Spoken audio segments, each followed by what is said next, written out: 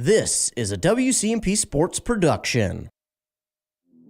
It's time for high school basketball action here on WCMP. It's a regular season finale between the Pine City Dragons and the Milaca Wolves. Tip-off is coming your way shortly. Now we send it out to the court for the pregame.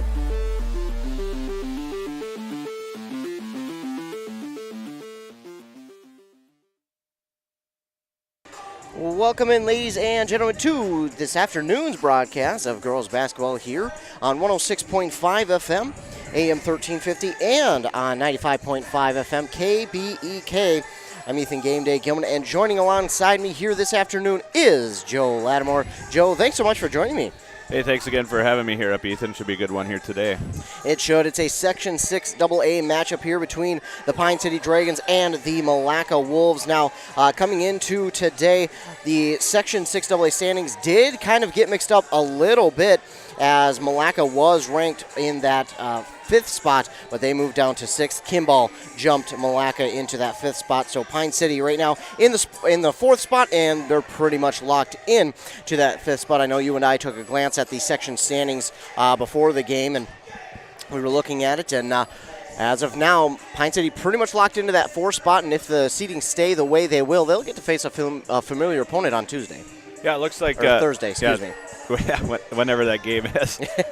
Playoffs starting on Monday here, so there'll be wall-to-wall action here starting Monday all the way through next Saturday. So they'll be firing up here for girls basketball. But, yeah, it looks like right now it looks like Pine City's sitting in that 4 seed, which means they'll get a home playoff game. And then it looks like they'll play the 13 seed, which would be right now currently it looks like it's Rush City. So just a conference opponent coming to town for Pine City's opening round game if the QRF holds, because they'll do that tomorrow morning at some point. The finals will come out for the QRF seeds tomorrow morning. Absolutely, and of course it would have been out probably today, but this game had to be rescheduled from Thursday due to that snowstorm that we got, and it's going to be interesting because if Pine City does play Rush City, we've watched that Rush City girls team a couple of times this year, you and I together, and that's kind of an intriguing matchup because Rush City has the ability, we kind of talked about them having the ability to maybe even pull off an upset in the first round because just their team, the way their defense is able to grind so hard and the way they're able to keep themselves in games, we thought that they might be the team to watch out for an upset in that first round. Yeah, and it depends on where they end up, and of course it's really nice when you get to play 10 miles away. I think last year, I think they ended up in Osakis or Sauk Center or something like that, so they were had quite the travel there last year, but nice to get a common opponent. Never know what it'll be like with that. They're in Rush City, pretty scrappy team, can make you play the style that make you play their style. Excuse me. So yeah, it should be interesting to see how that shakes out. But first, we got to get through this one to see if Pine City can keep that 4 seed here, because goofy things happen when you lose in the QRF. So it's just really important to get that win here today and then secure that 4 seed, especially now that they've taken out the tiebreaker margin. So any head-to-head meetings mean a lot more than the QRF points. So if they were to lose and Milaca was able to pull this one out, then you're looking at maybe Milaca getting that 4 seed. Stranger things have happened, so I never trust the QRF until it's finally seeded. Well, the way it stands, Pine City would be pretty much locked into the 4 seed, but again, strange things can happen.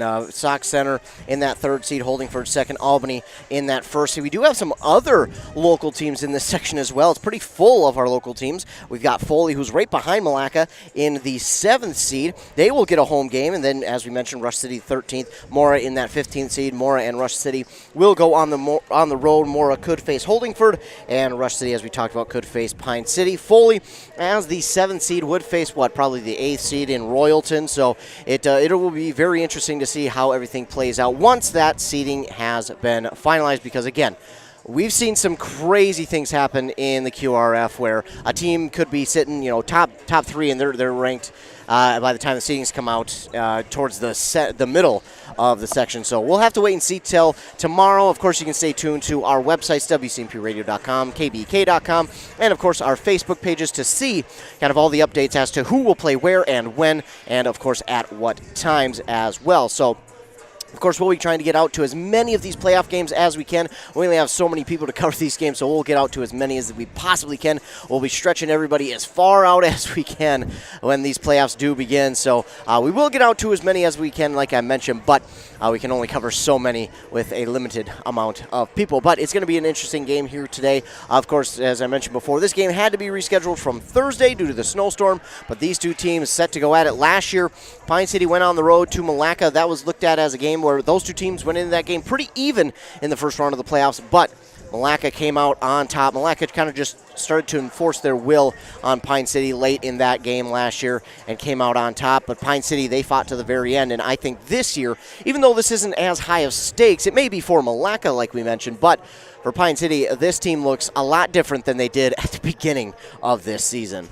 Yeah, so they've really, and that's what you want to see. You want to see improvement as you go. So you want to be better right now than you were day one. And Pine City has done that here. They've went on, especially being in the Great River Conference, you got to find some games outside of your conference just because you play so many A schools. So Pine City has met that challenge. They've played just in the last couple weeks. They've played Cloquet, a 3A school. They've played Chisago Lakes.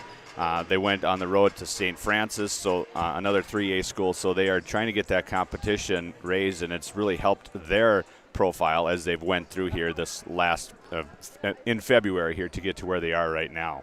It really has, and they have beat those last two 3A schools in Chisago Lakes and Cloquet, and it was really kind of a tale of two halves in those games for Pine City against Cloquet and Chisago Lakes. It kind of started out a little bit slow, but as the game went along, that second half became a much different story.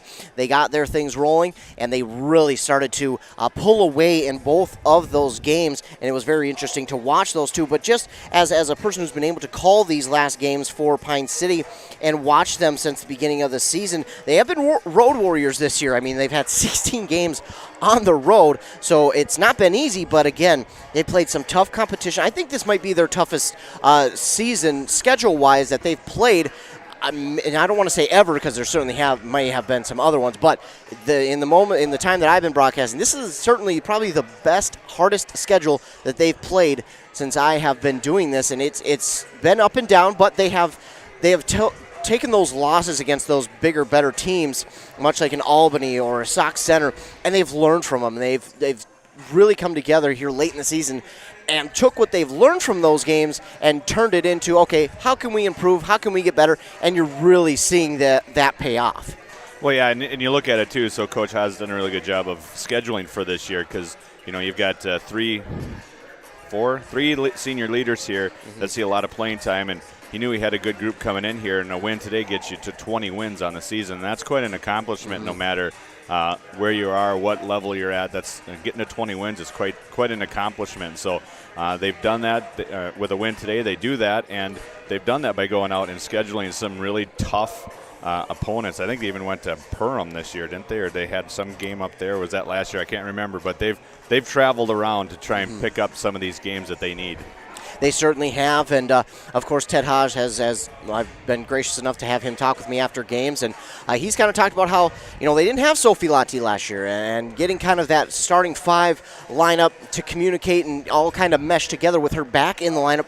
It took some time to when the season started. It didn't all mesh together like they would have hoped right away, but as the season has gone along, you can see the communication has been outstanding. The just them being less than 5 players and more one team out there on the court has just been phenomenal to watch, and this team really has a chance to make a nice push for a long playoff run here in the Section 6 AA playoffs, and I'll be very interested to see what this team looks like. Of course, they could face a familiar opponent in the first round. Either way, they're going to get a home game to begin the playoffs, so that will be nice for them, and anytime you have home court advantage in the playoffs, that always bodes well, and that'll be what Pine City's hoping for, but they've got to get through this tough Milaca team, and Milaca is not a team that should just be overlooked just because they're lower on the standings. They are 6-7 in the section, 14-11 on the season, and Again, as we've heard from head coach Ted Haas, they did have an injury with one of their players, so they may be without her this evening. But he's mentioned to us and made it well known that they should not be taken lightly just because she is out. They do a very good job of kind of recouping and making sure that the next girl up is ready. And that's what these teams in our local listening areas do a great job of. Just year in and year out, it seems like, oh, they lost a big senior class. Well, this next class is that much more prepared. So we're almost prepared for tip-off here in this one. We're just wrapping up our pre-game warm-ups, and then we'll come back and get our national anthem and our starting lineups. But before we do that, we will get a word from our sponsors here before we get those starting lineups. And then by the time we come back from our word from our sponsors, we should be set for tip-off here in this girls Section 6 AA basketball game between the Pine City Dragons hosting the Milaca Wolves. You're listening to this game, a simulcast on both WCMP and KBEK. This high school sports season, Wellia Health wants to remind you that they want to help your athletes stay in the game. Sports medicine services are available at every Wellia Health campus. Whether it's the young athlete, the weekend warrior, or the accomplished athlete, injuries can happen. Get back in the game by calling the sports medicine experts at Wellia Health, 320-679-1313. Wellia Health. Live life well. Hey, I'm Chad Greenway. When I was playing, I loved chasing down running backs. Well, you shouldn't have to chase your bank around when you're buying a home. Franzen Bank and Trust Mortgage Consultants will be with you stride for stride, like a linebacker on a running back, from pre-approval to closing and beyond. Let Franzen Bank guide you through the mortgage process. Learn more at franzenbank.com/get-there. Franzen Bank and Trust. Real people, real results. Member FDIC, Equal Housing Lender. Save now, plow now. Save now, mow later. The word to remember is save at Minnesota Equipment. End of the snow season means savings on all in-stock snow blowers. Top brands like Ariens and Toro. And if you're a get-a-jump-on-things type of person, get your new mower now and save before the grass starts growing. John Deere, Gravely, Toro, and more. Minnesota Equipment has the machines, experience, and inventory to help you get the job done in any season. Save now at Minnesota Equipment. A&W Restaurant Pine City is still making fresh root beer, that signature item since 1919. It's still made fresh and on-site with real cane sugar and a blend of secret ingredients. It doesn't get any better than this. Their world-renowned A&W root beer is a classic treat, and they can top it off with creamy vanilla soft serve to be known as the famous A&W root beer float. Now that's smooth, tasty, and refreshing. An American iconic A&W root beer float. It never tasted so good. A&W Restaurant Pine City. Come grab your root beer float today. Your tomorrow is important to Pine Insurance Agency and Grinnell Mutual. That's why you can trust us to provide you with personalized service and a full range of insurance coverages you can count on. We'll be there when you need us so you can trust in tomorrow. For all your insurance needs, contact Pine Insurance Agency, your local Grinnell Mutual agent at pineagency.us today. Trust in Tomorrow is a registered trademark of Grinnell Mutual Reinsurance Company. Are you interested in a technical degree that can quickly help you land your dream career? Or maybe you've always dreamed of going to a four-year college, but you'd like to start close to home. Either way, Pine Technical and Community College has you covered. PTCC offers more than 50 degrees in hot fields like healthcare information technology, advanced manufacturing, and business. PTCC is now accepting applications. Financial aid may be available online at pine.edu. Starting out or starting over, find your future at Pine Technical and Community College. Did you know that Franzen Bank and Trust is a Minnesota-owned company? And they're one of the largest community banks around. That's a great combination. As a community bank, they're dedicated to their customers and the communities they serve. You might say they're big enough to help, small enough to care. Last March, they provided $20,000 in grants to 6 different Minnesota communities. They also processed well over 1,700 PPP loans, allowing local small businesses to keep their employees on the payroll during the pandemic. Franzen Bank and Trust. Real people, real results. Member FDIC. This high school sports season, Wellia Health wants to remind you that they want to help your athletes stay in the game. Sports medicine services are available at every Wellia Health campus. Whether it's the young athlete, the weekend warrior, or the accomplished athlete, injuries can happen. Get back in the game by calling the sports medicine experts at Wellia Health, 320-679-1313. Wellia Health. Live life well. Hey, I'm Chad Greenway. When I was playing, I loved chasing down running backs. Well, you shouldn't have to chase your bank around when you're buying a home. Franzen Bank and Trust Mortgage Consultants will be with you stride for stride, like a linebacker on a running back, from pre-approval to closing and beyond. Let Franzen Bank guide you through the mortgage process. Learn more at franzenbank.com/get there. Franzen Bank and Trust. Real people, real results. Member FDIC, Equal Housing Lender. Save now, plow now. Save now, mow later. The word to remember is save at Minnesota Equipment. End of the snow season means savings on all in-stock snowblowers. Top brands like Ariens and Toro. And if you're a get-a-jump-on-things type of person, get your new mower now and save before the grass starts growing. John Deere, Gravely, Toro, and more. Minnesota Equipment has the machines, experience, and inventory to help you get the job done in any season. Save now at Minnesota Equipment. A&W Restaurant Pine City is still making fresh root beer, that signature item since 1919. It's still made fresh and on-site with real cane sugar and a blend of secret ingredients. It doesn't get any better than this. Their world-renowned A&W root beer is a classic treat, and they can top it off with creamy vanilla soft serve to be known as the famous A&W root beer float. Now that's smooth, tasty, and refreshing. An American iconic A&W root beer float. It never tasted so good. A&W Restaurant Pine City. Come grab your root beer float today. Your tomorrow is important to Pine Insurance Agency and Grinnell Mutual. That's why you can trust us to provide you with personalized service and a full range of insurance coverages you can count on.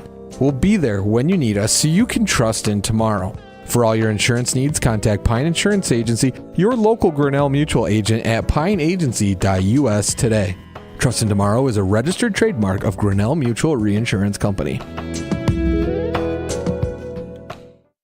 Are you interested in a technical degree that can quickly help you land your dream career? Or maybe you've always dreamed of going to a four-year college, but you'd like to start close to home. Either way, Pine Technical and Community College has you covered. PTCC offers more than 50 degrees in hot fields like healthcare information technology, advanced manufacturing, and business. PTCC is now accepting applications. Financial aid may be available online at pine.edu. Starting out or starting over, find your future at Pine Technical and Community College. Did you know that Franzen Bank and Trust is a Minnesota-owned company? And they're one of the largest community banks around. That's a great combination. As a community bank, they're dedicated to their customers and the communities they serve. You might say they're big enough to help, small enough to care. Last March, they provided $20,000 in grants to 6 different Minnesota communities. They also processed well over 1,700 PPP loans, allowing local small businesses to keep their employees on the payroll during the pandemic. Franzen Bank and Trust. Real people, real results. Member FDIC.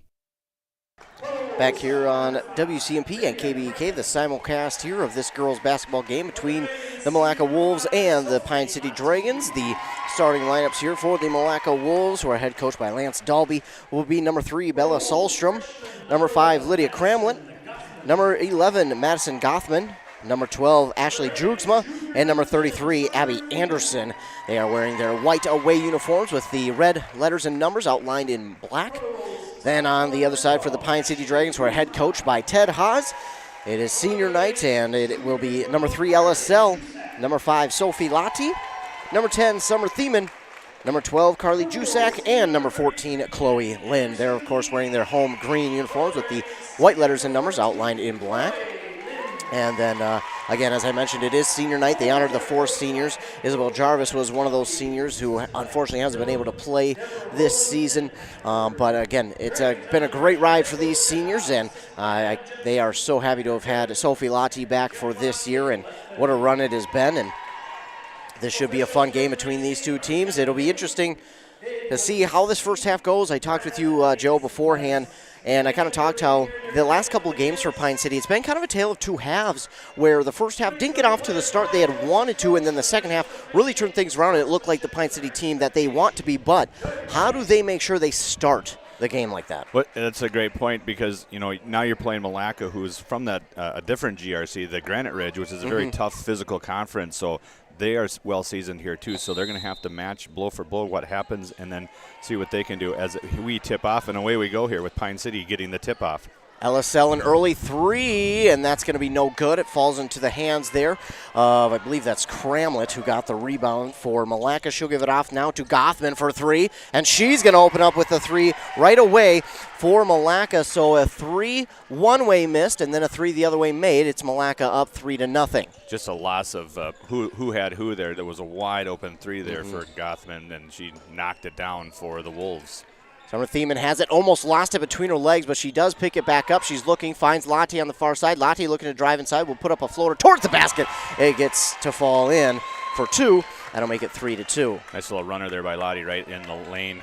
Stop there because it was going to be a charge if she was not able to control herself as they come right back down the court here with their man-to-man or their full court press turnover, and here come the Dragons. Lind with a rebound, and who else will get the rebounds? It's Lind, and she puts up a three. That's no good. Jusak with a rebound, up and in for two, plus the and one.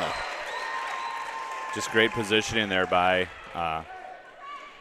Jusak there, just able to come down with it, put it back up, get the foul, and she's going to get one more here. So a possible three-point play here for Jusak, and one of the things that has been so impressive, Joe kind of mentioned it, is just the fact that Jusak and Lind have just been absolutely terrorizing the boards, whether it's offense or defensive.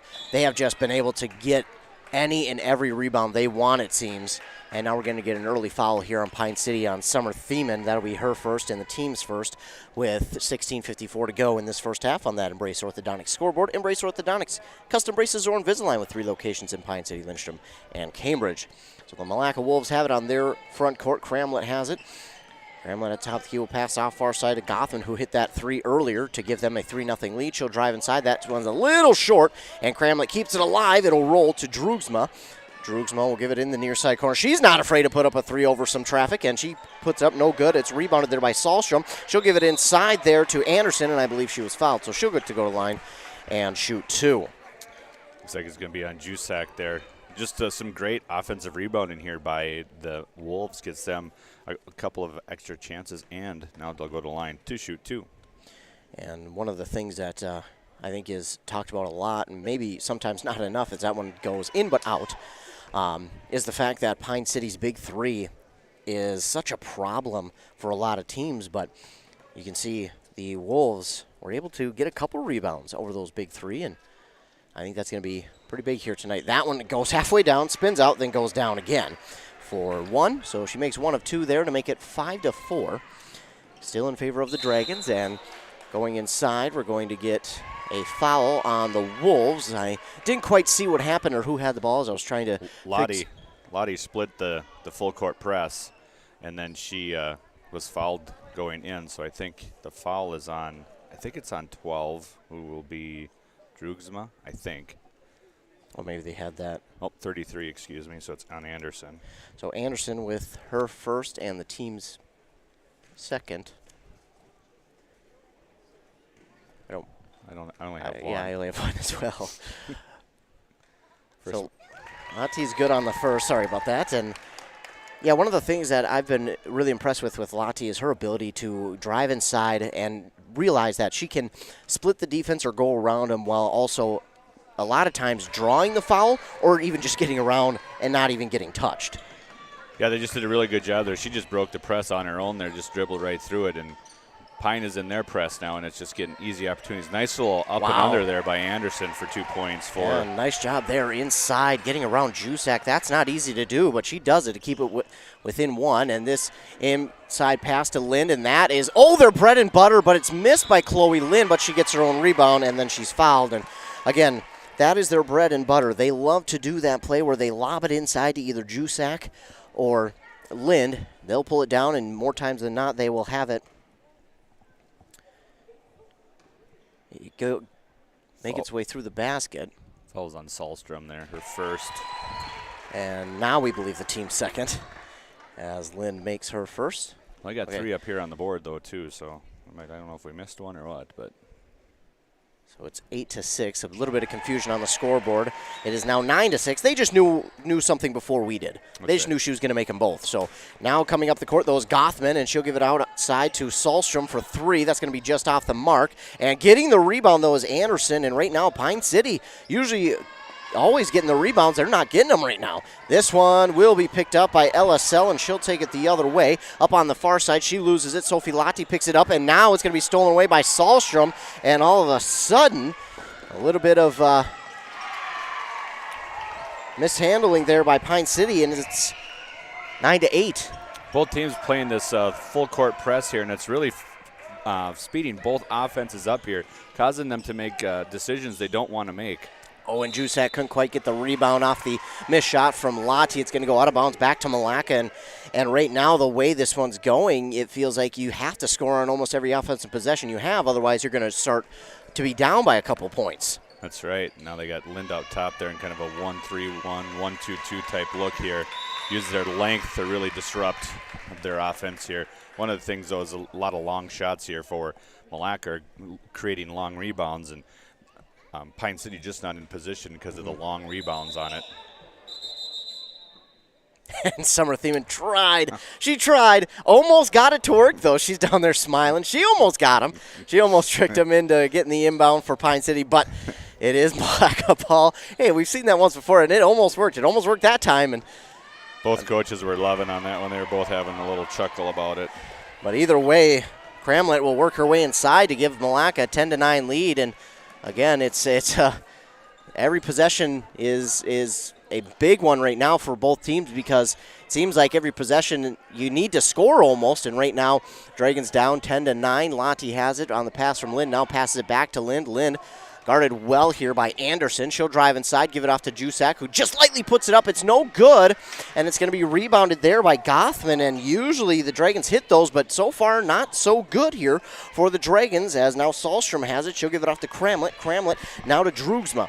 Drugsma wants to go inside to Anderson, and she's going to work on Jusak, and yeah, that's not an ideal situation there, as Jusak will get the block and steal, and now gives it off to Lottie, who will take it the other way. Oh my goodness, missed on that one, but it's rebounded by Jusak, who puts it back up and in for two.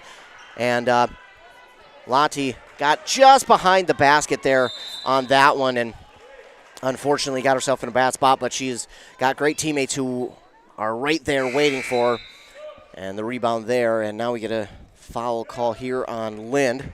It'll be her first, team's third, and we'll get LSL to check out, and in for her is going to be Vivian Lottie. Of course, Vivian, the younger sister of Sophie.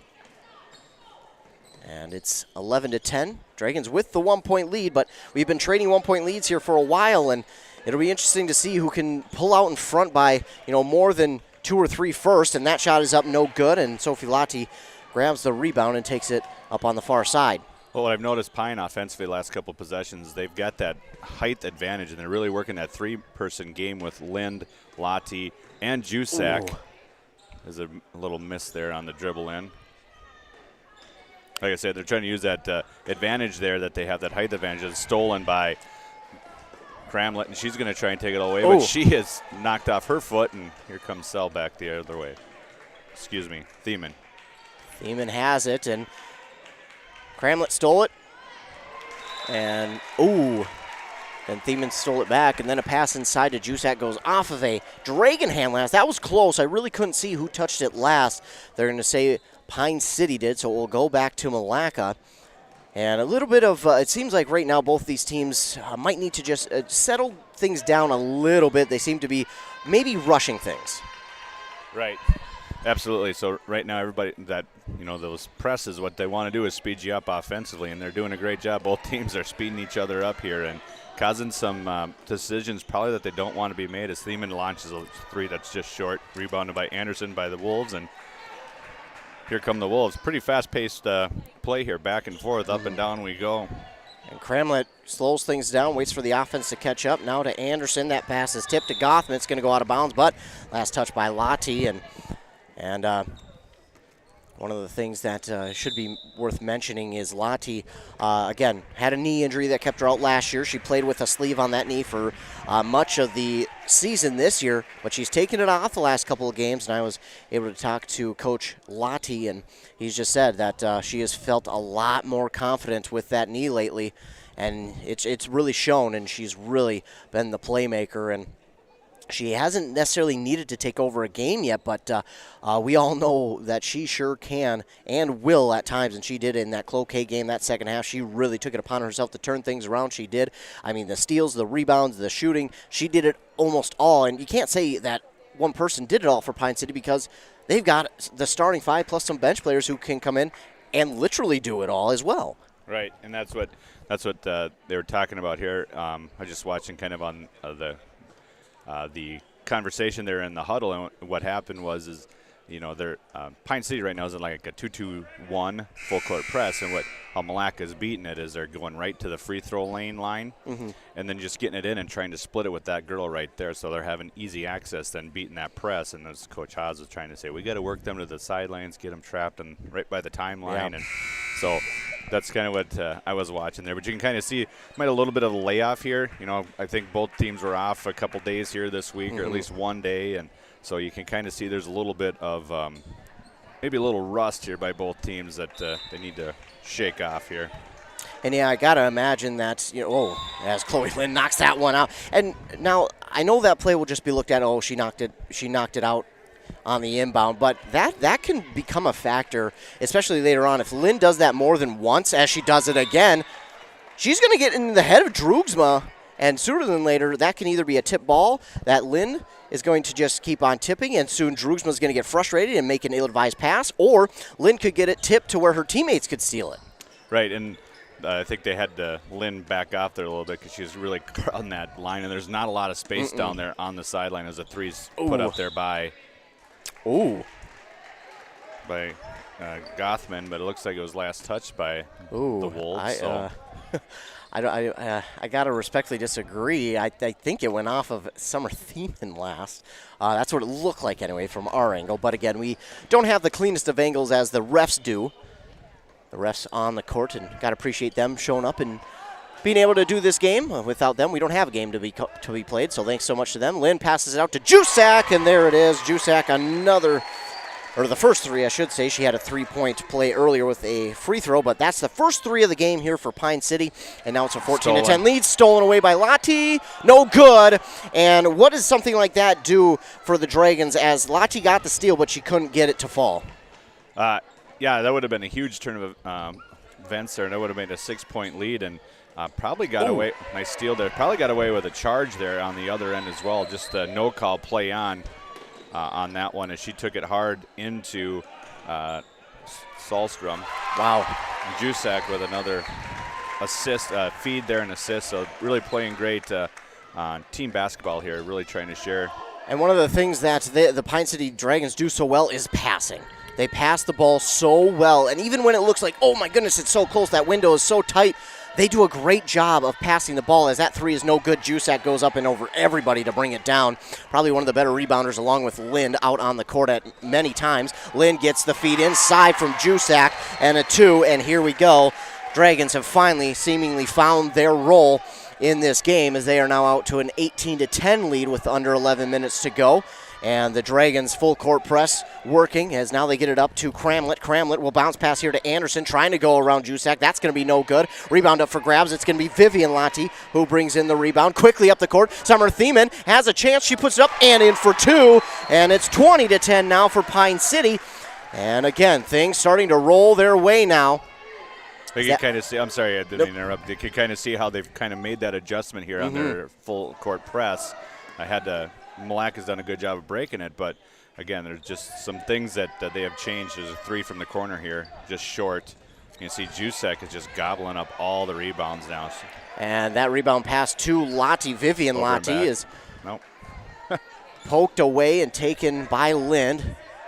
And Vivian Lottie will give it off across the court to Sophie. Now inside to Jusak. Her shot is no good, and it's going to be out of bounds. Last touch by Carly, and I think she was looking for maybe a foul there on that one, and she did not get it. And Summer Thiemann, Vivian Lottie will come to the bench for a rest. LSL and Piper Metling check into the game for the Dragons. Metling in for the first time here this afternoon. And it's 20-10. Dragons lead with under 10 minutes to go. Creeping up on that halfway point. It's stolen away by Piper Metling and then stolen right back there by Goffman. Just didn't get enough on it and try to get it to the corner there to Anderson, and Anderson just can't haul it in. So it's a turnover to the Dragons. And turnovers have kind of been the key here in this first half. It's early on, it was back and forth. Neither team could really kind of get in a rhythm, so to speak. And now all of a sudden, Pine City's gotten a couple to go their way. They've scored off those turnovers, and a lob inside to Jusak. How in the world did she come down with it? Either way she did. By Permetling for three, no good. And the rebound there by Cramlett. She'll take it quickly up the court. She waits for the offense to catch up. She gives it off on the near side to Gothman. Gothman will go inside to Anderson. Now back out to Gothman for three. That's good. That's a good-looking three there from Gothman, and that'll end their scoreless streak there to make it 20-13. Her second of the afternoon here for her. As Lottie brings it up, Sophie Lottie brings it all the way in. A nice little and oh my goodness, Lottie again. You just got to be careful and know where she is at all times, because not only can she make shots like that off awkward angles, but she can also, in those situations, draw fouls too. So she's just so smart and so good at realizing those things. As we get a timeout here by Milaca, they had a player in trouble on that far side. I think it was Cramlett who was double-teamed, and she kind of had no way out of that double team as the ball was starting to bobble out. But the Dragons lead here 22-13 in this second half, and we're creeping up on that halfway point on that Embrace Orthodontics scoreboard. Embrace Orthodontics, Dr. Sievers is committed to providing world-class orthodontic care in a friendly and comfortable atmosphere.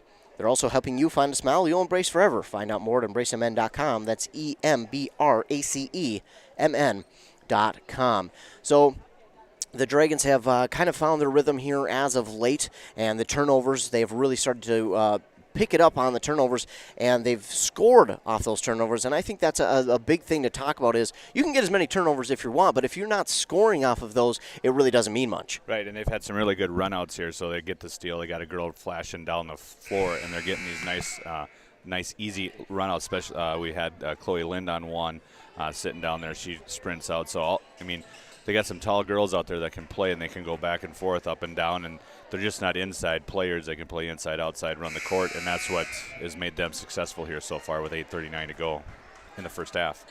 So we are past that halfway point in the first half, and Dragons do lead 22-13 as they will get it inbounded here to Sahlstrom. Sahlstrom will take it up the court, trying to find a lane to drive to. Instead, she'll go to the far side, and Lillian Voss has it. She checks into the game for the first time for the Wolves. And Willow Hunt, I think, just made that one, number 24. That was a two-shot. So it makes it 22-15. Skip pass here to Lottie. Trouble with it. Now, Milaca's going to try and they went to a zone here to see if they can try and slow down some of this stuff as Lynn takes it in just off the backboard and off the rim, and here come the Wolves back the other way. So they do get the rebound off that missed shot by Lind, and it's Voss who has it. She'll give it off to Sahlstrom. Sahlstrom trying to drive. She'll give it off now. Back to Gothman.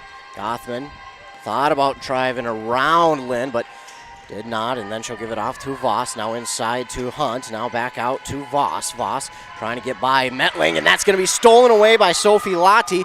Lottie one-on-one, and not a lot of chances to make her miss as she gets that one to drop in. And when you're one-on-one with Lottie, a lot of times it's you either try to just get in her way as much as you can or draw a foul, and that time she tried to get in the way, but just could not get it in the way enough as Hunt, she says, hey, I see the kind of nice shot you took. I'll take one of my own. Well, she even had to shoot it high over the top of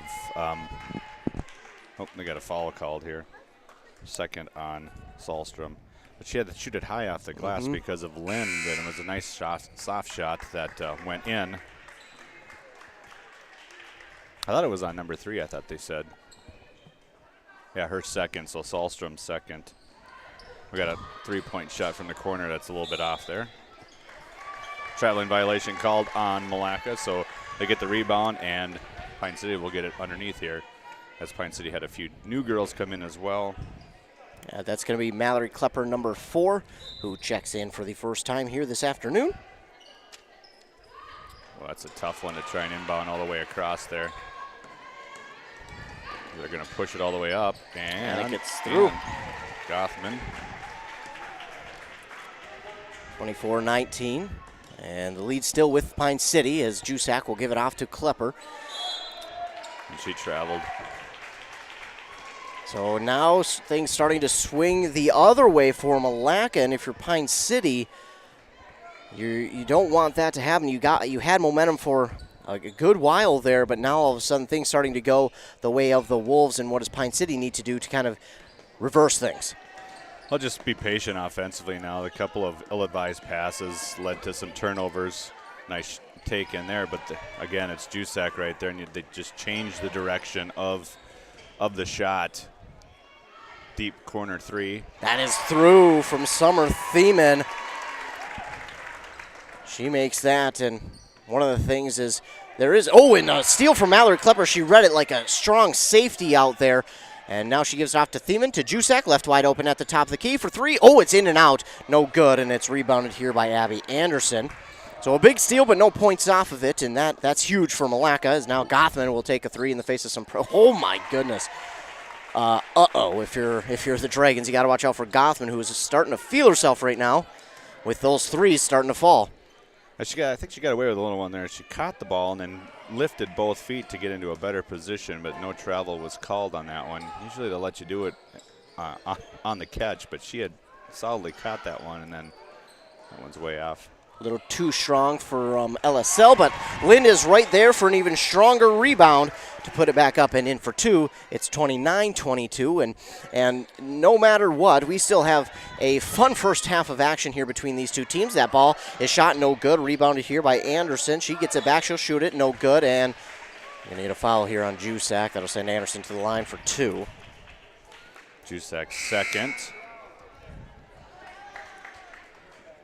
Team's fourth. Anderson to the line for two, where she is 1 for 2 on the day so far.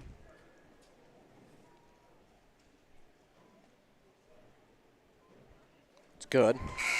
Make it 29-23. Sophie Lottie will check back in here. You can kind of see she's kind of been laboring a little bit here in the first half here, like trying to catch her breath. So she needed a break to come out and get reset and finish strong here in the first half. And she makes both, Anderson does. Make it 29-24 and creeping up. 5 minutes to go here in this first half of play. 5-point lead for Pine City as they'll go inside to Jusak. Now on the far side for Thiemann. Back to Lottie.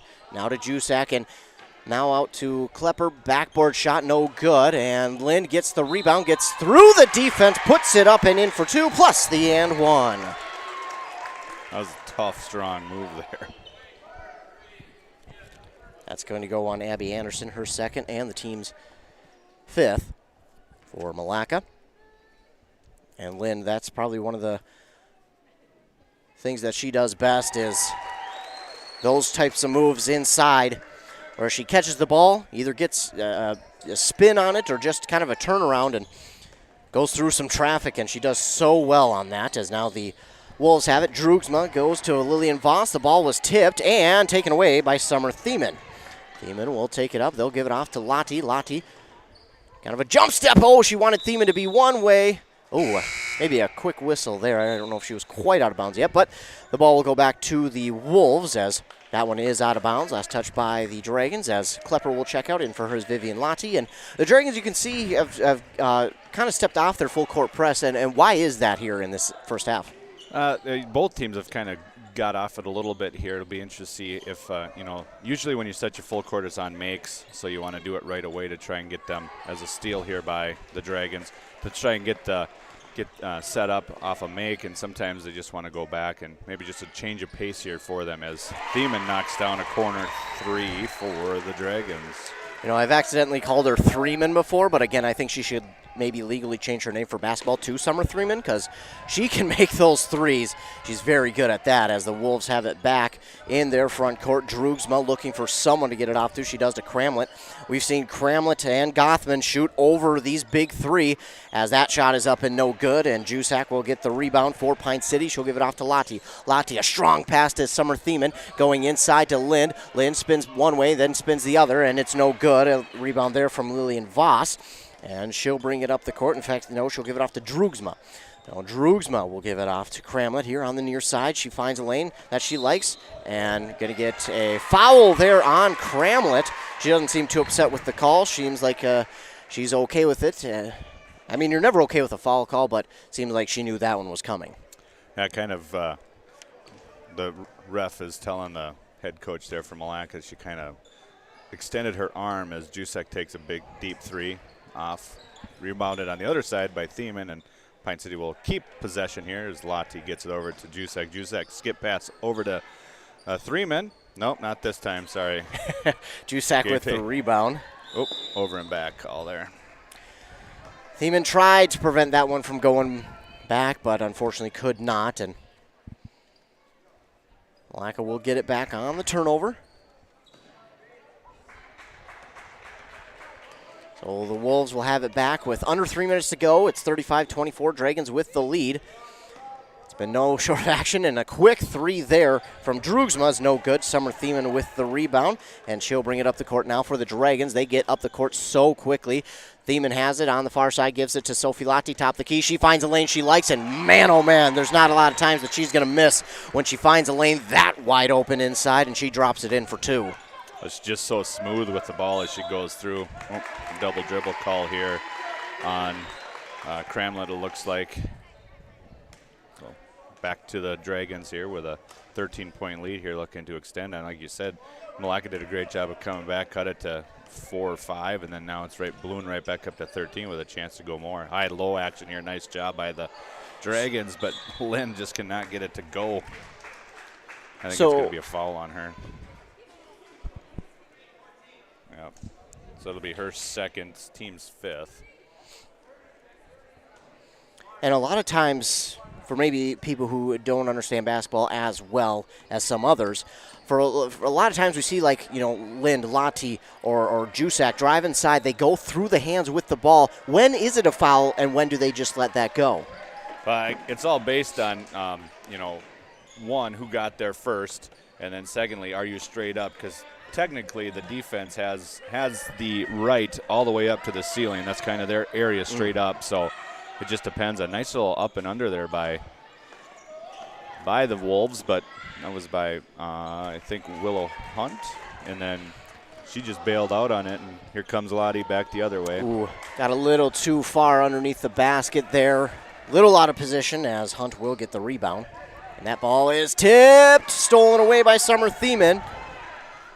Thiemann will wait for the offense to catch up. She'll give it to Lottie. Lottie, far side to Vivian Lottie. Now inside to Jusek, and beautiful passing there as Jusek puts it up and in for two, 39-24 with under a minute and a half to go. Cramlett has it. Oh, nice job by Lind, and that one was close, but not quite a foul by Lind. She knew right when to back off, and that's what this senior group does so well. They are so intelligent. They know the rules so well that they just, you know, they press at the right times. They back off at the right times. They just are so intelligent with these basketball rules. Yeah, they are. And that last, speaking of nice basketball moves, that was Abby Anderson there with a nice little step under and over there. So that was a really nice, they're going to call, I think. Ooh. Yeah, on Vivian Lottie, illegal screen.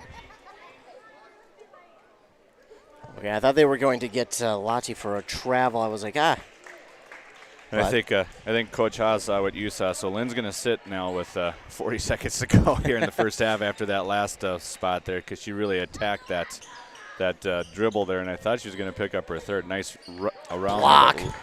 Sophie Lottie, excuse me. Oh, a little too far in front of Klepper there from Lottie, and that's right there a case of playing a little too quick. Maybe you want to settle things down there. You got 25 seconds left. You can go one of two ways. You can try and run your offense as normal, get that open shot and drive inside, or you can waste time and get the last second shot before half, because either way, you could go into the half with the lead. And now we're going to get a foul here on Summer Thiemann, her second. So we've got three Dragons, three of the starting five with two fouls in this first half, and that's not so bad, but as a coach, you definitely don't want to see that. Absolutely. So, again, with 17 seconds to go here. But when you play that physical style of defense, you're going to pick up some fouls, so you got to make sure you got a deep bench that can bail you out in these situations, as we got Cramlett going to the line for the 1-and-1, and she makes the first, so she'll get another one. 39-27, and unfortunately for Pine City, yeah, that pass just a little too quick from Lottie to Klepper, and that's now led to 2 free points to the Wolves as they pull within 11 now. And if your Pine City can't help but feel like that, you gave up maybe 2, even 3 points on that last trip with the turnover. But again, one of the biggest things, off the bottom of the rim. She looked for a foul and not going to get it. And the It's good if it goes. chuck there from Voss is no good. And Lottie, she thought she was fouled on that one, and they did not agree, did the refs. So we will go to halftime. The Dragons do lead here at the half, 39-28 over the Milaca Wolves. We'll take a commercial break, hear a word from our fine sponsors. Then when we return, we'll recap this first half, look at some keys to the second half as well, as you are listening to this girls basketball game, the simulcast of this girls basketball game between the Pine City Dragons and the Milaca Wolves on 106.5 FM, AM 1350, WCMP, and 95.5 FM, KBEK. This high school sports season, Wellia Health wants to remind you that they want to help your athletes stay in the game. Sports medicine services are available at every Wellia Health campus. Whether it's the young athlete, the weekend warrior, or the accomplished athlete, injuries can happen. Get back in the game by calling the sports medicine experts at Wellia Health, 320-679-1313. Wellia Health. Live life well. Hey, I'm Chad Greenway. When I was playing, I loved chasing down running backs. But you shouldn't have to chase your bank around when you're buying a home. Franzen Bank and Trust Mortgage Consultants will be with you stride for stride, like a linebacker on a running back, from pre-approval to closing and beyond. Let Franzen Bank guide you through the mortgage process. Learn more at franzenbank.com/getthere. Franzen Bank and Trust. Real people, real results. Member FDIC, Equal Housing Lender. Save now, plow now. Save now, mow later. The word to remember is save at Minnesota Equipment. End of the snow season means savings on all in-stock snow blowers. Top brands like Ariens and Toro. And if you're a get a jump on things type of person, get your new mower now and save before the grass starts growing. John Deere, Gravely, Toro, and more. Minnesota Equipment has the machines, experience, and inventory to help you get the job done in any season. Save now at Minnesota Equipment. A&W Restaurant Pine City is still making fresh root beer, that signature item since 1919. It's still made fresh and on-site with real cane sugar and a blend of secret ingredients. It doesn't get any better than this. Their world-renowned A&W root beer is a classic treat, and they can top it off with creamy vanilla soft serve to be known as the famous A&W root beer float. Now that's smooth, tasty, and refreshing. An American iconic A&W root beer float. It never tasted so good. A&W Restaurant Pine City. Come grab your root beer float today. Your tomorrow is important to Pine Insurance Agency and Grinnell Mutual. That's why you can trust us to provide you with personalized service and a full range of insurance coverages you can count on. We'll be there when you need us so you can trust in tomorrow. For all your insurance needs, contact Pine Insurance Agency, your local Grinnell Mutual agent at pineagency.us today. Trust in Tomorrow is a registered trademark of Grinnell Mutual Reinsurance Company. Are you interested in a technical degree that can quickly help you land your dream career? Or maybe you've always dreamed of going to a four-year college, but you'd like to start close to home. Either way, Pine Technical and Community College has you covered. PTCC offers more than 50 degrees in hot fields like healthcare information technology, advanced manufacturing, and business. PTCC is now accepting applications. Financial aid may be available online at pine.edu. Starting out or starting over, find your future at Pine Technical and Community College. Did you know that Franzen Bank and Trust is a Minnesota-owned company? And they're one of the largest community banks around. That's a great combination. As a community bank, they're dedicated to their customers and the communities they serve. You might say they're big enough to help, small enough to care. Last March, they provided $20,000 in grants to 6 different Minnesota communities. They also processed well over 1,700 PPP loans, allowing local small businesses to keep their employees on the payroll during the pandemic. Franzen Bank and Trust. Real people, real results. Member FDIC. This high school sports season, Wellia Health wants to remind you that they want to help your athletes stay in the game. Sports medicine services are available at every Wellia Health campus. Whether it's the young athlete, the weekend warrior, or the accomplished athlete, injuries can happen. Get back in the game by calling the sports medicine experts at Wellia Health, 320-679-1313. Wellia Health. Live life well. Back here on WCMP, KBEK. Ethan Game Day Gilman joined along by Joe Lattimore. And at the half, the Dragons lead 39-28 over the Milaca Wolves on that Embrace Orthodontics scoreboard. Your customized smile journey starts with a free consultation. The team at Embrace Orthodontics wants to make your journey as seamless and convenient as possible with custom braces or Invisalign. They'll also do all the insurance heavy lifting for you. And if you don't have insurance, ask about financing options. They'll find a plan to fit your budget at EmbraceMN.com. So it was a pretty good first half for both teams. Turnover-wise, though, they'll both be looking to clean things up. Yeah, it was both teams it was a rough start for both teams getting up and down the court. Some turnovers here or there. Also some defensive breakdowns where it led to some easy buckets for both teams. So both teams were able to clean it up a little bit there towards the end of the first half there, and Pine City was able to ratchet up their defense a little bit more and was able to get some turnovers, some runouts to some easy buckets to take this 11-point lead here at halftime.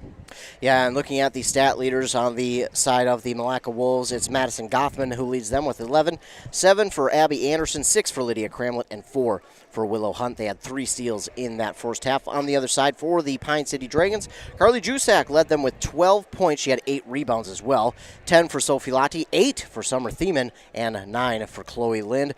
They had 12 steals in that first half, and that doesn't include turnovers either, so it might seem to lean heavily one way, but it's kind of even because even though the Milaca Wolves don't have that as many steals, they certainly have the turnovers going their way too. Right, they've been able to, especially in their half court and their full court pressures, they've been able to create some turnovers by the double dribble or a travel here or there. So there's been some opportunities for turnovers, just not along with steals, and that's what you're looking for when you have when you do that full court press. So, as a coach, you always tell them, throwing it out of bounds is just as good as a steal. It's our ball, so you just take it and you run with it, and that's what they've been able to do.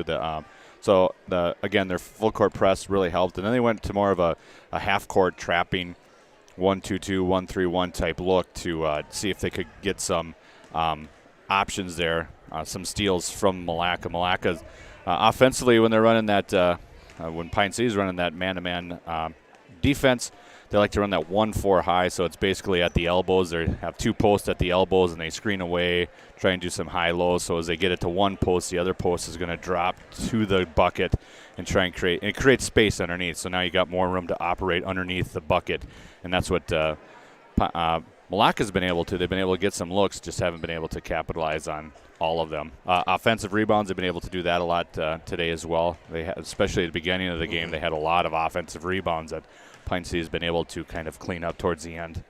Yeah, absolutely, and I think one of the biggest things too is talking about the rebounds, is giving your team second chance opportunities, and we've seen Pine City get a few of those, but unable to convert on some of those. And got to give Milaca credit for just creating that pressure, getting hands in the face and in the way of shots. And we know Pine City love to go inside with Lind or Jusak, and Lottie likes to drive inside as well. But Milaca's done a good job of just kind of creating some pressure inside and not allowing them those open shots that they would normally get. We've seen Lind miss a couple inside. We've seen Jusak miss a couple. We've even seen Lottie miss a couple inside. And I got to think, if you're Milaca, you're feeling pretty good about the way you've held the big three off the board as much as they have, because it certainly could definitely be a lot heavier points-wise for those three. Right.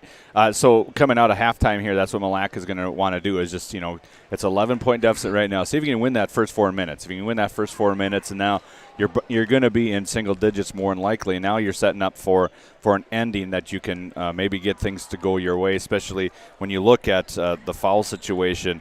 Thiemann, Jusak, and Lind all with 2 fouls. So fouls could play a role here down the stretch, depending, if they can attack these girls and get them to pick up their 3rd and 4th foul, then that kind of changes their complexion as well. But win that first 4 minutes, see if you can come out here, get this to single digits, and then make it a dogfight. You play in the Granite Ridge Conference. It's a dogfight every night. So then you just play in your style of basketball, which you've been doing all year.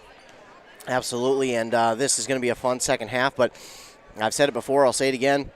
This Pine City team, the last couple of games that I've called for them, it's been a tale of 2 halves, and they have really turned things around in the second half. And if they can do that here in this one, it will be they'll definitely add on to their point total. And if you're Milaca, you've got to hope, again, like you said, they got to win the first 4 minutes. And because if you can, that will hold off Pine City from getting the momentum from the start of the second half. But I think if you're Milaca, you got to worry about the way that Pine City has been able to come out and start second halves because, again, they have had not great first halves. They've still been leading, but with this team, you've got to be worried about them specifically in the second half because they have been able to correct mistakes and turn it completely around in the second half. And for Pine City, they're hoping they can do that here, start and pull out to that double-digit lead and extend on it. But Milaca looking to win the first 4 minutes as halftime is over. 18 minutes back up on that Embrace Orthodontic scoreboard.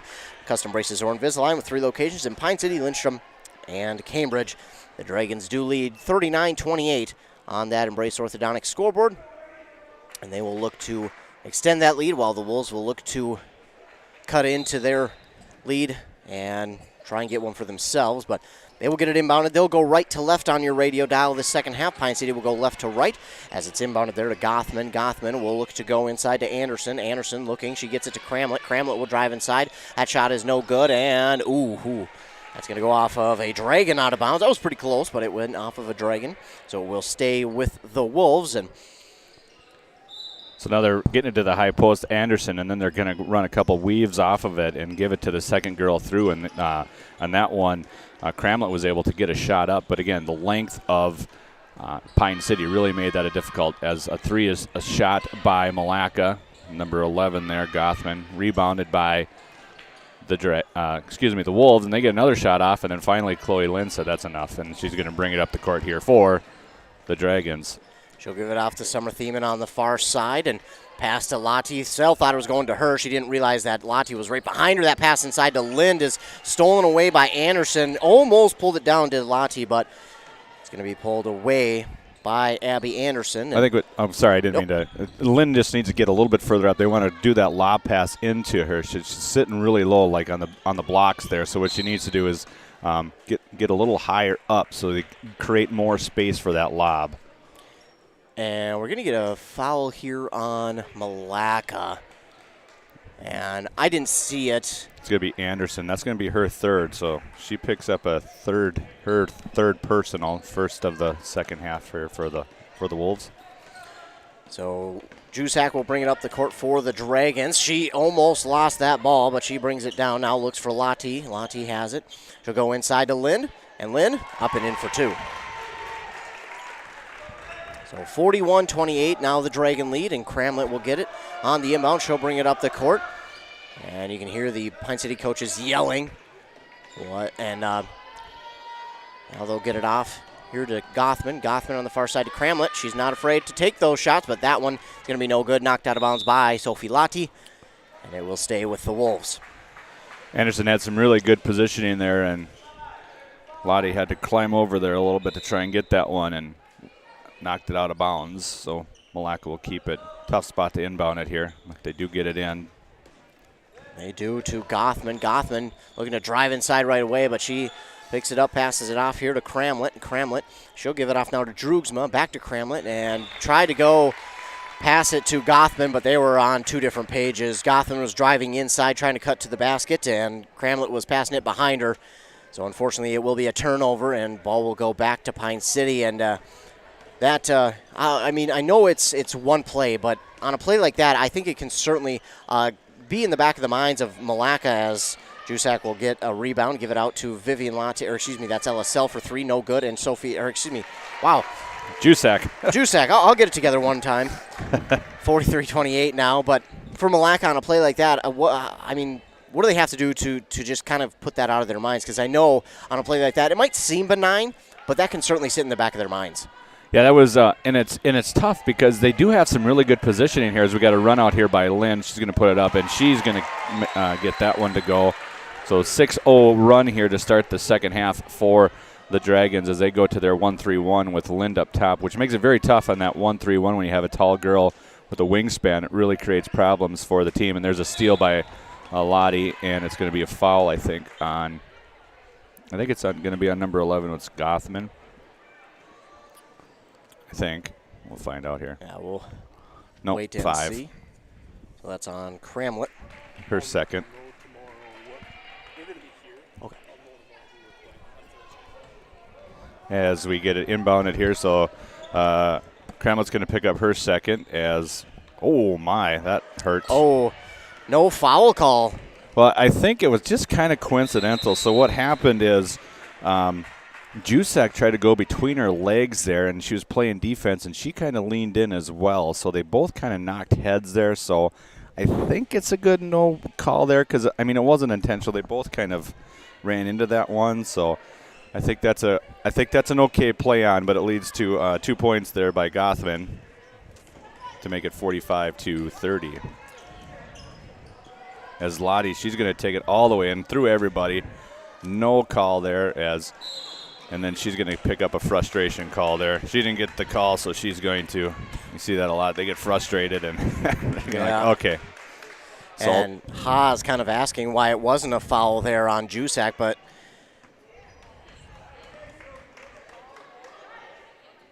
as we have a little conversation Yeah. here with Coach Haas and one of the officials. he's just wondering why that one wasn't a foul. I think he of course, coach is going to protect their player, and you love to see that. But again, I didn't see it cleanly, so I just seen Jusak grabbing her face, and Haas he's adamant that should have been a foul, and he didn't get it. And a 3 there, that's from Droogsma, and she'll get a 3, and Droogsma with a big 3 there to drop this Pine City lead down to 12. And Dragons will have it the other way. Lottie to Jusak, and Jusak goes all the way across the court to Thiemann. Thiemann will take it from the far side, give it to Sell, and that goes just behind the outstretched reach of Sell. And a turnover now to Milaca, and Milaca's all of a sudden starting to turn the tide now. And if you're Pine City, needs something to go back your way, because we've seen Milaca when they get on a roll, but they leave Anderson wide open on that far side. They were confident she wasn't going to take that 3, but I got to imagine you're not going to be so confident every time, as we see Lottie with the steal, and she'll take it inside. That's no good. And Lynn, wow, nice rebound there by Lynn. She falls to the ground, still dribbled the ball, and then we're going to get a foul here on Milaca, and Lynn will go to the line to shoot 2. And I think Lottie was frustrated she didn't get a foul there maybe on that one, but they will get it on Lynn this time, and it's going to go on Gothman, her second.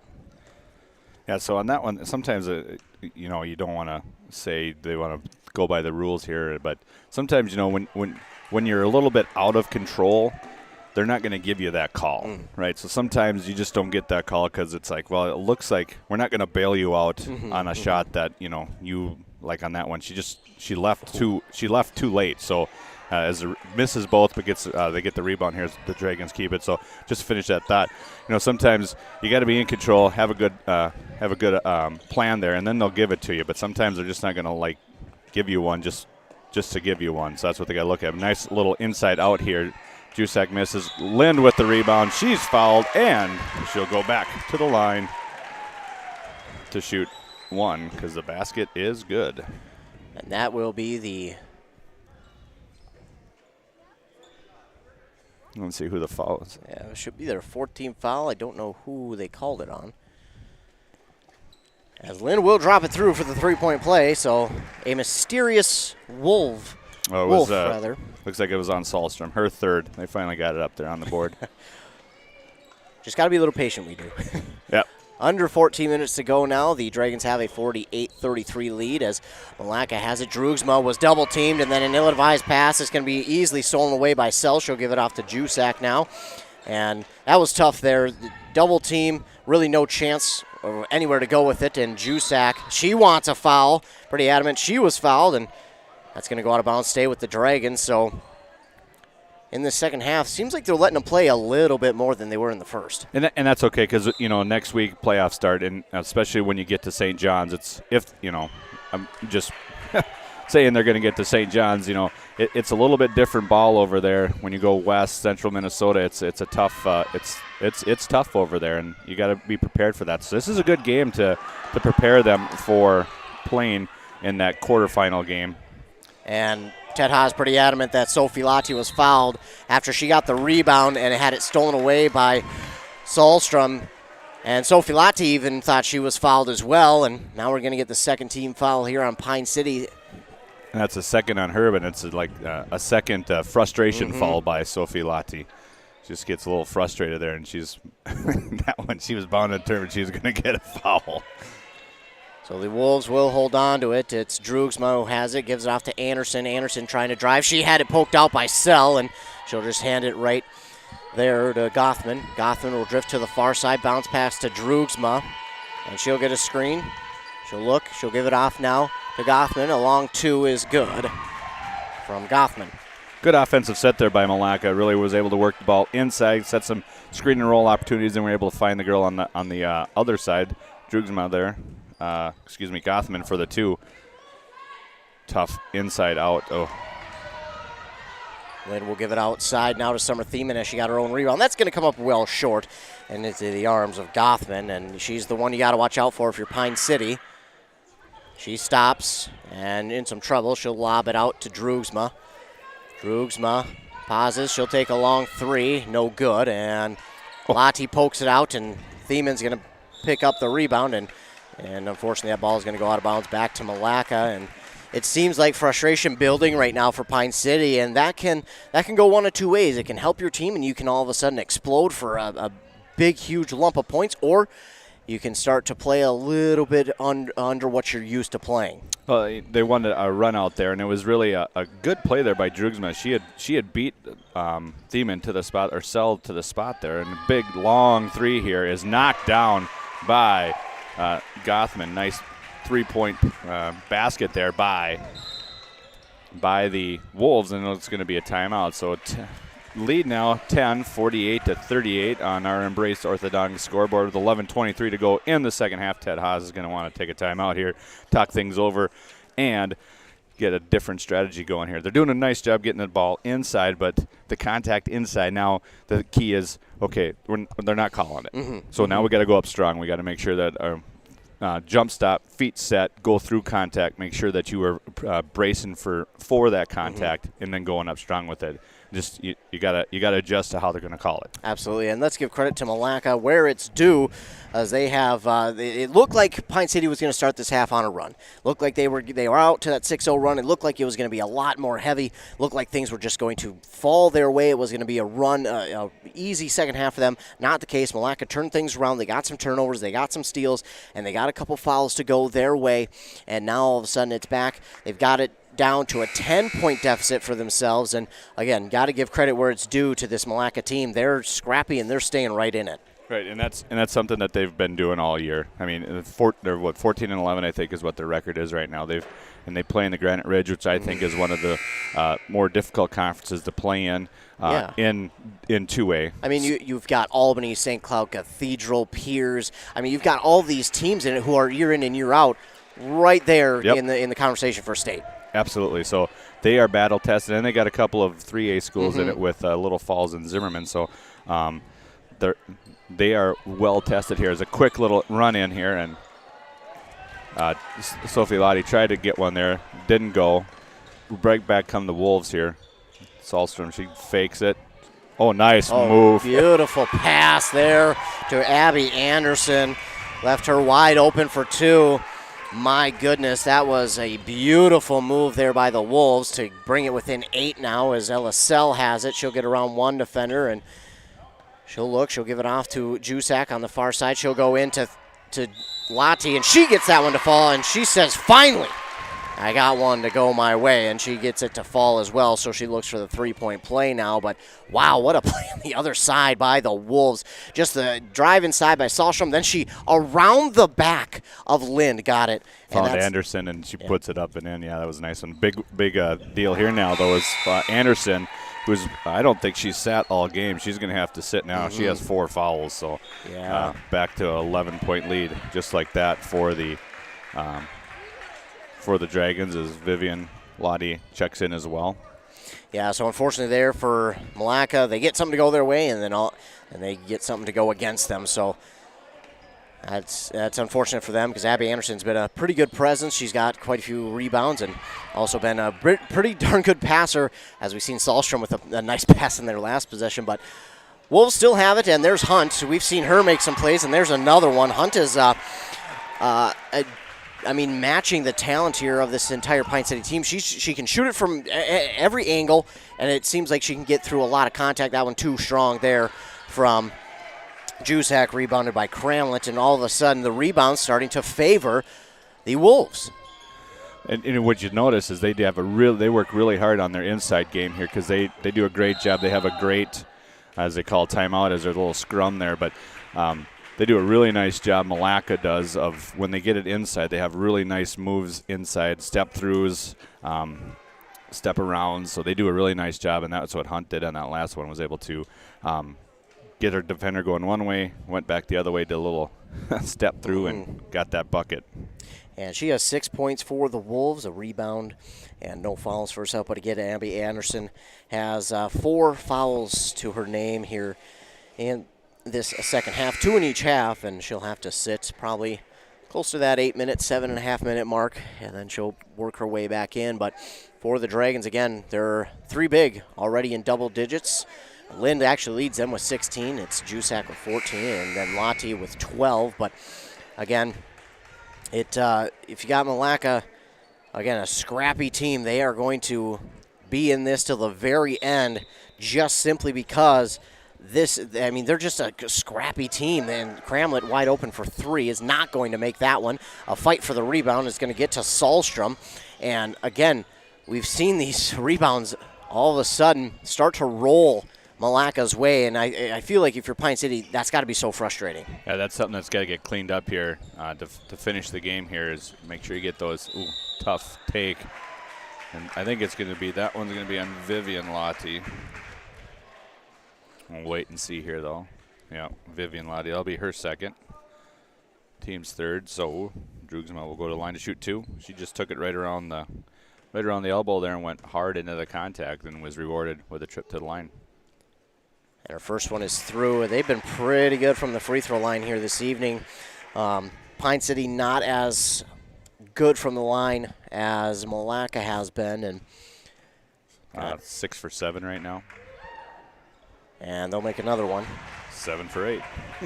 So Drugsma makes them both. 7-point game. So Milaca's been able what they need to get this to single digits with under the 10-minute mark, and that's what you want to do, and that's what they've been able to do here. So as Dragons need to have a nice, good possession here, and they get it into Lind, but she's been having a hard time there. She's had a lot of opportunities inside, just to come up short or just having to put enough arc or get enough lift on that ball.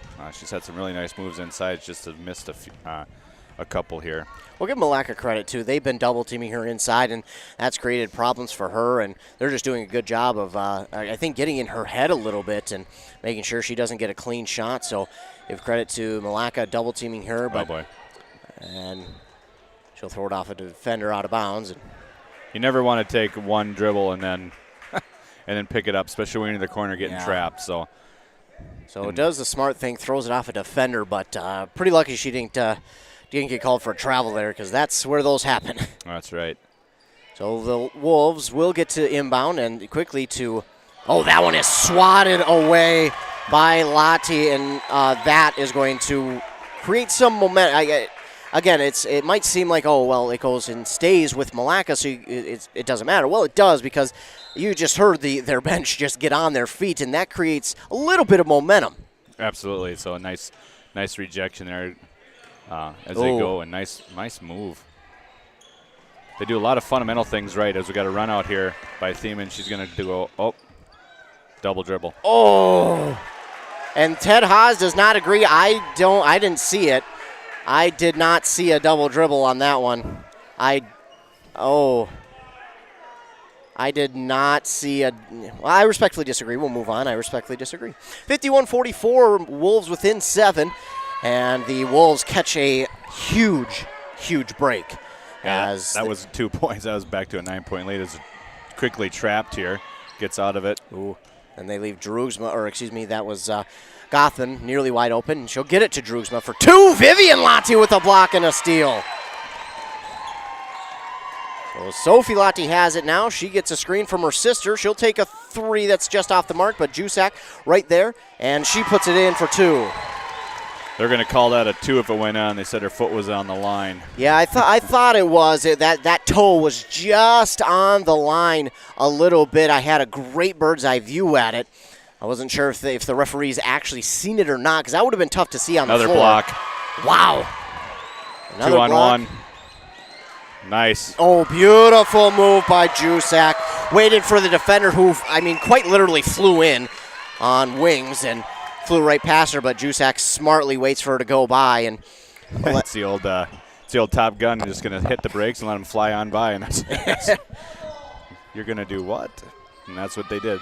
And oh my goodness. Yeah, again, Gothman has been a huge player for the Wolves. She leads them in points, but my goodness, she is fearless. She does not care, and maybe a little bit of an ill-advised shot.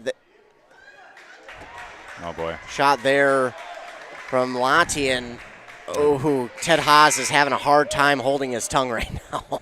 Yeah, they called an offensive rebounding foul there, a push on Chloe Lynn. So I think they actually got it on Thiemann. Oh, it was on Thiemann. I'm sorry. It's her third, sorry. I thought it was on Lind.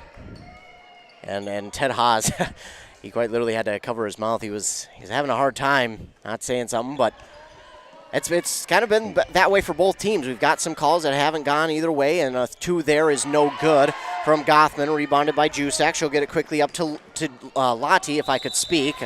Got my tongue tied there for a moment, and Lottie is fouled. She'll go to the line to shoot 2, and it's been tough for both of these teams, and well, that's her 4th. Yeah, it's the 4th for Sahlstrom, sadly, but I don't know if they're even going to pull her out with 7 minutes to go here in the second half, as Lottie will shoot 2, and she does not get the kind of bounce off the rim, so no good on the first. But it's seeming like both these teams haven't been able to kind of adjust to the calls here in this second half as well as their coaches would have certainly liked them to, as Sophie Lottie makes the second. But yeah, it seems like both teams are I don't want to say struggling, but they just can't catch up with the way the refs are calling this second half so far. Yep, so that's one thing that you'll have to adjust on. And fouls are 6-4. Oh, way downtown. Oh, just off the mark. And I don't know why Milaca didn't go after that one. They put their hands up as if to say Pine City had touched it, but there was no Dragon even close. No, that was, nor was the shot. It was a little deep and a little too far. Yeah, so too far off there. Unfortunately, there for Milaca, maybe just a little bit of a mental mistake, as maybe they thought that Dragon had tipped it on its way, and certainly that ball was tipped to Lind, but she still pulled it in and put it up and in for 2. Yeah, nice play there. Dribbled through the defense, broke it down, got weak side help, and then Chloe Lind was all by herself on the backside for an easy little bunny. Sahlstrom, and she'll pass it now to Gothman. Gothman, she has it top of the key, trying to get around Vivian Lottie. She's been doing a good job. She gets that one step by the defender. She gets around the corner and creates a lane for herself and does a good job of passing it off. And now she will again take. Wow. I don't know what else to say about Gothman. She has just been insanely good from beyond the arc. It doesn't matter if she's got 2 or 3 players around her, as Jusak comes back with a 2 herself the other way. But it doesn't matter. She's not scared to shoot it over the defenders, through the defenders. She don't care right now. She's feeling it, and I think they're going to be feeding her the ball late here in this second half. If I were the Wolves, that's, I think, who I would be going to. Oh, they was saved. Wow, I thought that one was out of bounds, but it was not, and Summer Thiemann will get it. And now that shot, it was blocked or rebounded there, but Voss has it either way.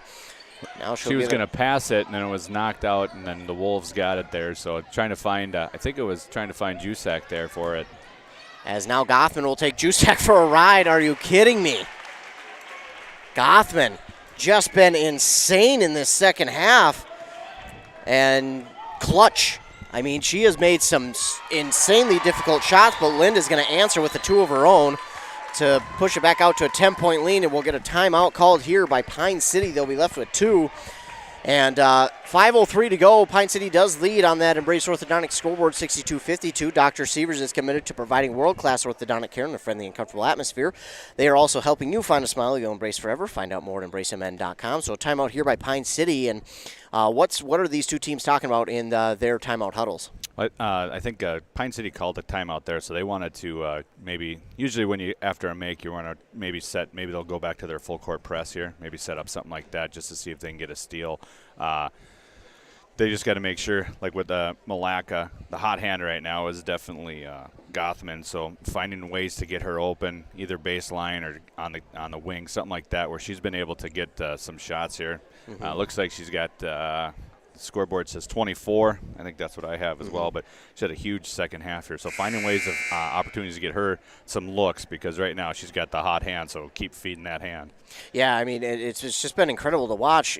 We've seen double teams quickly travel up to her, and she shot it over the big three. It doesn't matter right now. She's just feeling it, and when you've got someone who is feeling it and in a rhythm like she is, I mean, you can't help but give it to her. But I think one of the big things for Milaca is you can't just deliberately give it to her, because Pine City is going to key off on that. So how do they make sure they give it to her in some different ways? Yes, and that's a good point. What they got to do is use. It looks like what they're going to try and do is stay in that 1-3-1, and then really attack her at the top of the key. Here is what Pine City is going to do. Is number 5 takes a 3 and she knocks it down. So Cramlett with her first points of the second half. She says, "I can shoot the 3 too," and she'll get it there as this ball. Ooh. I think Wolves caught a break there, and I think, either way, it's going to be out of bounds. They're going to say last touch by the Dragons, and Wolves will get it back. I think their head coach wants a foul. I didn't really see a foul. I think if there was a foul, I thought it should have been on Milaca. They're going to get, I think we're going to do a warning on the bench here. Ooh. That's tough, because the next one's a tech. Right, so it's just a bench warning. He had one last thing to say, and the official didn't like it, so he got a warning for it. So he might try and get smart play there by Salstrom. Otherwise, that was going to be over and back. So we'll let that go to the backcourt there. I wasn't sure if she was going to touch or not, but wow, great awareness to realize where her and her teammates were on the court, and she let it bounce. And a 3 from Voss. That is, it didn't go through, but you can't help but you say that it was nearly through anyways, because it went about halfway before it bounced out. But my goodness, great arc on it too. Yeah. I thought maybe that thing would get a nice little shooter's touch there by how much arc that ball had on it. It's a 7-point lead for Pine City, but right now Milaca is just feeling themselves, and now we're going to get at the charge, and Lati not too pleased with that call, and I can't say too much on it, because I've been wrong on those charge calls before, so I won't. I think what happened is she put her head down, or she put her shoulder down there, and I think that's what the official saw, is that she kind of cleared her space by putting her shoulder down. And that one's not going to be good, but Hunt with the rebound, and she puts it up and in for 2. And now if you're Pine City, you've got to find something to go your way, as we're going to get a timeout from Milaca, I believe. Because all of a sudden, it's only a 5-point lead for Pine City, and they can't get anything going right now. A lot of frustration right now on the Pine City side here, just trying to figure out what to do. It doesn't seem like they're getting any calls. That's what they're thinking right now. So they just have to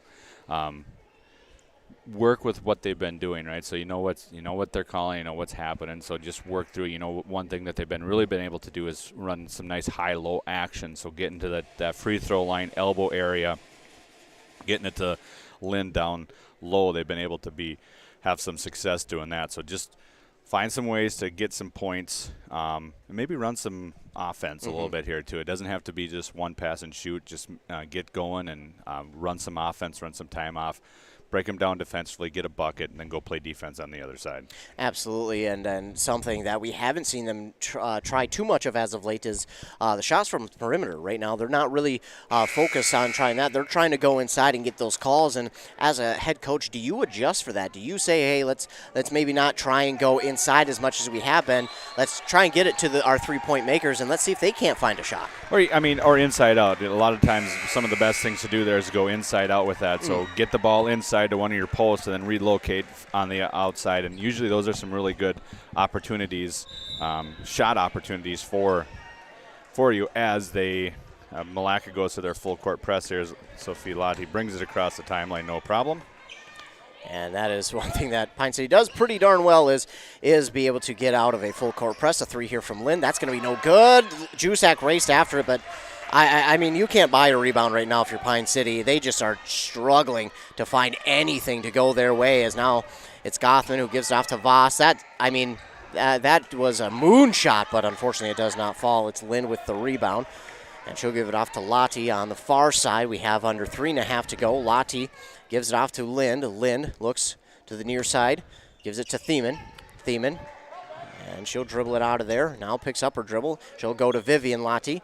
Vivian Lotti has it, goes inside to Jusak. It was tipped, then gives it back out to Lind. Lind tries to drive inside. Ball is tipped again. Lind has it back. And if you're Pine City, all of a sudden, there is a huge problem inside, and it's the hands of Milaca. And they're doing it, actually, Pine City's doing a nice job here. This is a good offensive set. They're getting some passes. They're moving around. They're stolen there. That is exactly what they didn't need. Lynn did not put nearly enough on that pass. It falls right into the hands of Voss, and now they'll give it out. And travel there. And Sahlstrom, that's unfortunate. She was waiting for the three there, and unfortunately she took that little jump step and came down, and that's going to be a travel. So Pine City catches a big break there, because we've seen nothing but threes seemingly fall for Milaca as of late. So they will catch a big break there, and Pine City will get it back. It's Lotti who has it, under 2.5 to go now. And like you said, they took a lot of time off the clock with that last offensive possession. It's a 5-point lead. They would like to extend it, but they don't necessarily need to if they take a lot of time off. Right. Just run some offense here. No shot clock yet as Jusak takes a open three from the top of the key, and she knocks it down. As long as they go in, we're okay with it, right? Absolutely. Is now it's back up to an 8-point lead for the Dragons, and Gothman has it. Surprised she didn't try and shoot that three there. She's been good all night, but she'll give it off to Cramlett now, and that is, oh my goodness, halfway down, and it's no good, but it is Abby Anderson who comes away with the rebound, and a three there. That's no good from Gothman, but a rebound for Voss. Right now, again, the Dragons just can't seemingly buy one, as now it's going to be Sahlstrom for three that comes up short, and Jusak coming down with a strong rebound for the Dragons. Probably a very important one, as she'll give it up now to Thiemann, and she lost it. It's going to go back to the Wolves. Part of the thing, one of the things I notice, teams that like to play fast, Pine City likes to play fast. They like to get up and down the court, create turnovers, quick scoring opportunities. When you got a lead and you're trying to milk a lead late in the game, sometimes it goes against what you practice, what your identity is, and that's a great example right there, where they had the run out, but they didn't need the run out. They just need to run some offense here. And Anderson puts up a shot that goes off, and Sophie Lotti with it now. Oh, my.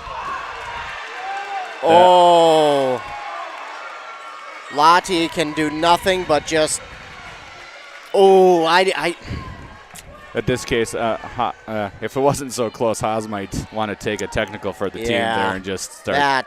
That was not a foul. That was a flop. Yeah. Sorry, Milaca Wolves fans who are listening or watching, but that was a good old flop there. You know what, though? Give credit to Milaca. If you can get the acting job done and create the foul, then, good on you. As Sahlstrom puts it up and in for two, 65-59. But, yeah, that was unfortunately not a foul. But 65-59, and I want to go back a little bit, as that pass we seen from Lotti to Thiemann a couple possessions ago. Lotti kind of told her as she lost possession of the ball, hey, sit with that one. Don't drive to the basket. Sit with it, because we can waste time. And I love that Lotti's taken it upon herself to. And she's gone. And so Sahlstrom will be done with her fifth foul. Lotti kind of rolls, tries, says to herself, finally. And now she'll go to line to shoot a 1-and-1. And Sahlstrom, unfortunately, has her night ended, but with 28 seconds to go, as Drewsma will check in for her. It's been a little bit chippy here in this second half, but a section game, I wouldn't expect any less, as Lotti will put it up. And the first one is good to make it 66-59, under 30 seconds to go here. And you can feel kind of the collective breath for both sides being held right now, as Lotti will look for The second one, it falls through. 67-59, and here come the Wolves with it. And I think you got to be imagining that Gothman is going to be the one they're trying to get it to. They need a quick one. They got to get a shot up here real quick. That's on the ground. Possession arrow is going. Did they call a foul on the Wolves? They did. Falls on 12. It's going to be on Droogsma. Her first team's 8th. So on that one, did they just say that Thiemann had enough of possession? I thought it was a jump ball. That's what I thought, but so on a call like that, do they say that Thiemann had more possession, or she came around her, so she had the ball and she came through her body to get it? Maybe is what happened. But that was only a 1. Yeah, so 1 and 1. Everyone confused as to what happened there. Lillian Voss will get the rebound, but it was only 1 and 1. As oh my, a deep 3. It was nearly there. No good. Rebounded and blocked. It was rebounded but blocked by Lind, and this will be it. Last shot, and that'll just end it. And is that the final? Yes. I think so. So the final here in this one sees the Dragons get the victory 67-59 over the Milaca Wolves, and a big victory here for the Dragons, as they will more than likely be locked into that number 4 seed going into the playoffs of Section 6AA. And we will hopefully get a word from head coach Ted Haas and our A&W player of the game after a little while. But before we do that, we'll grab a quick commercial break, and then we'll be right back here with more on this simulcast of girls basketball on WCMP and KBEK. Hey, I'm Chad Greenway. When I was playing, I loved chasing down running backs. But you shouldn't have to chase your bank around when you're buying a home. Franzen Bank and Trust Mortgage Consultants will be with you stride for stride, like a linebacker on a running back, from pre-approval to closing and beyond. Let Franzen Bank guide you through the mortgage process. Learn more at franzenbank.com/get there. Franzen Bank and Trust. Real people, real results. Member FDIC, Equal Housing Lender. Save now, plow now. Save now, mow later. The word to remember is save at Minnesota Equipment. End of the snow season means savings on all in-stock snow blowers. Top brands like Ariens and Toro. And if you're a get a jump on things type of person, get your new mower now and save before the grass starts growing. John Deere, Gravely, Toro, and more. Minnesota Equipment has the machines, experience, and inventory to help you get the job done in any season. Save now at Minnesota Equipment. We are now joined by our A&W player of the game, Vivian Lati. First of all, congratulations on the win here tonight. Thank you. And this was the last home game for you guys, regular season anyways, but you got to play it with your sister. What was that like to play with your sister plus get the victory? Yeah, it was really special. I love playing with her. Even though we fight sometimes, it's absolutely great.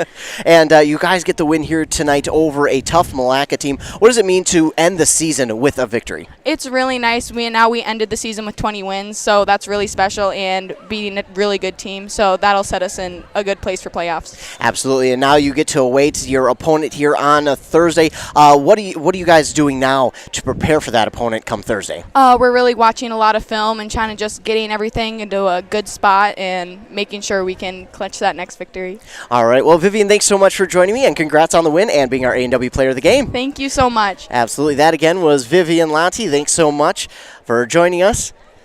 And, again, playing her final regular season home game with her sister in Sophie Lati. And, again, we want to thank all the players who come up and join us. This time it was Vivian Lati who was able to join us post-game, and again, she got to join her sister playing their final regular season home game together. And, I mean, that's got to be so special for them, too, especially with Lati missing last year and now getting to play again this year in Sophie. So I got to imagine that it's bittersweet because they'll also be playing here on Thursday. Yeah, so again, it's the end of the regular season, so it holds a little special meaning to all of them in these last games for all teams. You had senior night; it's always an emotional night for everybody involved. So probably more for the parents than for a lot of other people, but because we just went through that last night with my daughter. Oh. So yeah, it's a fun time, fun experience. But now regular season's over. A couple of big accomplishments here for Pine City. win the conference. They go undefeated in the conference, so conference champs again, 12-0 in the conference. So they'll put another banner up for that, and they got 20 wins on the season. So like we talked about earlier, always fun to get to that 20 mark. Difficult, and they were able to do it. And now they're ready for playoffs, which start on Thursday, right? Yeah, they start on Thursday, and it'll be interesting. More than likely, they'll be locked into that 4 seed. But again, like you were saying beforehand, I really can't trust it until the final seedings are out. They could be anywhere from not one. Albany's locked in the 1 seed. If they aren't number 1, I think the entire city of Albany might run a protest. But Albany will be number 1. But after that, you really just don't know because it can fluctuate so much with the seedings. So we'll wait and see. Again, they should be out tomorrow. But stay tuned to our radio stations and our websites. We'll keep you up to date as to who will play when, where, and at what time. Of course, we'll be out here on Thursday, no matter what. But for Pine City, they get the victory, end the season with 20 wins. And what does it mean for a team to end a season with that 20th victory? Again, it's a milestone that to get to those 20 wins. It's a special milestone to get to. And you can build upon it. Now, there was a lot of goofiness that happened in the second half here, you could say. Yeah. What happened, but you know what? That's playoff basketball. That's what happens. There's going to be goofy things that happen in the playoffs when you go to a neutral court. When you're playing when you're playing over at St. John's, which is a court that's 10 feet tall or longer than a high school court. So those are things that you can build upon and learn from and say, hey, remember, we've been through this before. We know how this works. We can fight through this because we've been successful again. So this was it's great to schedule these section opponents that are going to give you a playoff type sense, and that's what this basketball game was about. You know, it looked like it could be a blowout, but Milaca fought hard, battled back, and made it a game there all the way till the end. So this is what is important for learning how to play these tough games late in the year, and that's what they'll have to do starting next week. Absolutely, and I believe we will get a word here quickly from the Dragons head coach Ted Haas, and we'll talk with him in just a moment as he will be joining us now. And again, the Dragons victorious 67-59 as we are soon to be joined by the head coach Ted Haas. But again, a good victory here this evening. And Coach Haas, first of all, thanks so much for joining me. Congrats on the win. Thank you very much. Thanks. And this was a pretty tough opponent here in Milaca. It was physical all game long. How do you feel like your team held up during this game? Well, I guess my statement would be we found a way to win. It was not easy. I would say that it wasn't as fun of a game to play as some, just because of the way the flow was. But we'll take it at this point, and look forward to the playoffs coming up. Absolutely, and there were some funky calls in this game that both sides didn't necessarily agree with. It seemed like your team had a couple more on their side that they were kind of frustrated with. But what do you say to them when that is happening and they're getting frustrated like that? We're just trying to keep our cool, trying to keep our chin up. We said that a number of times during the timeout, and so it's a matter of keeping our poise, staying focused. When it's senior night, it's different emotions are going on too, and so I think we had the whole gamut of emotions going on today with a bunch of different things happening, and proud of the kids for sticking in there. They got we lost the momentum a couple times because of a couple of different things that happened, and but found a way in the end. Absolutely, and what does it mean to end this season with your guys' 20th victory? Well, we said that we were 6-5 at one point, and now we're 20-6. So that's a pretty good run to go on. Now we played lots of great teams throughout the season, and I wouldn't say that maybe today we were as crisp as we have been in some dates, but when we play Milaca, which is a section opponent, you never know what you're going to get, and so 20 wins, you have to be pretty happy. If you looked at the schedule that we threw together before the start of the season and said we were going to be 20-6, I think we would have taken it every time. Absolutely, and you play against a physical team like this, but this kind of had playoff atmosphere to it. How did you feel coming into this game and now after the game, kind of about that playoff atmosphere? Well, looking back on it now, you probably want a game like this before the playoffs more than, had we, I think we stretched the lead out to 17 or 18 at one point, and then, they came back and made it interesting, cut probably down to 5 or so. And, we're probably learning more lessons by having that happen than had we, kept building our lead. So, in the long run, it might be better for us. At the time, that's not that was not the plan. Right, and we talk about the playoffs here coming up on Thursday. Now you guys get to prepare to host another game, but what does that mean to play another game at home? Well, we've earned the right to be at home. It's a culmination of what we did throughout the season, and so the kids should be proud about that. The seniors get an extra game at home. We should be taking the floor with a lot of confidence because of that, and I think it's good for our fans to be able to come out and watch us, and hopefully we'll put on a good show and get a chance to play another one after that, hopefully, and maybe the people that came out will say, hey, I want to go watch again, so they'll follow us on the road as well, hopefully. For sure, and we talk about this team meshing throughout the season. At the start, took a little bit of time for them to mesh, but now it seems like they have fully meshed. They're playing as one team, one unit, and what is it like to see that team mesh like that, but also to battle in a tough game like this? Yeah, these kids are very unselfish. I don't, when we struggle, it's not due to, somebody trying to outdo, do their own thing. It's a matter of, us battling through our own things as a team at that point. And so that's a great thing about these kids, is that it's all about them trying to be successful as a group. And when that happens, you can have a lot of fun even when there's some tough times in there, but it's so much more rewarding when things go well for you, because everybody's cheering for everybody and everybody's working for that common goal. So this group is a lot of fun because of that. Absolutely. Well, Coach, congrats on the win here tonight, and good luck going forward. All right, thank you so much. Absolutely. That again was head coach Ted Haas, and we thank you so much to him for joining us, and again his team victorious. And kind of like he mentioned there, Joe, it's kind of nice almost for his team to get a game like this before the playoffs. And again, we talked about it during the game too. It is important to have these tough physical games, and even like Coach said, it's probably going into it, he probably didn't want to have that, but looking back on how it was now, it's a good barometer for them to see how, hey, we can play in these tough games, we can play against physical teams, we know how to win, we know how to get the job done, and I think that's important as well, like he said. And just to follow up on one of the things that he alluded to there as well, his team, they do a really good job of sharing the ball. You can really tell that it's a team concept that they play. There's no one person trying to do everything. There's just a lot of unselfishness that goes on. So that's good to see. That's fun to see a basketball team do.